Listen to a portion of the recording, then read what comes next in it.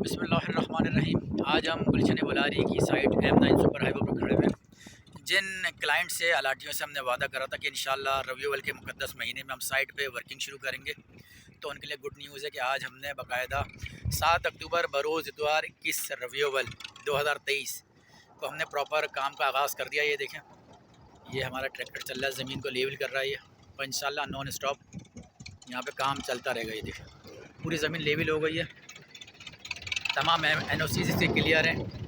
अब इंशाल्लाह अपकमिंग हम जो इसकी वॉल पर काम शुरू करेंगे, इसके डिमार्केशन पे काम शुरू करेंगे, और जो यानी कि हमने वादा अपने मोअज़्ज़ज़ अलाटी क्लाइंट से करा है, इंशाल्लाह उसको अपने किए हुए वादे को निभाएंगे इंशाल्लाह।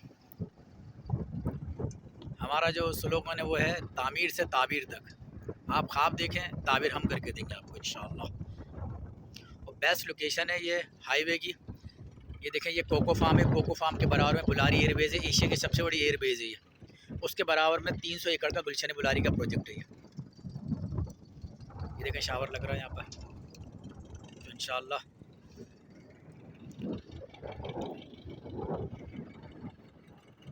बाकी इंशाल्लाह आपको अपडेट करते रहेंगे। जैसे नई डेवलपमेंट यहाँ पर होगी तो इंशाल्लाह आपको बताएंगे इस हवाले से। शुक्रिया।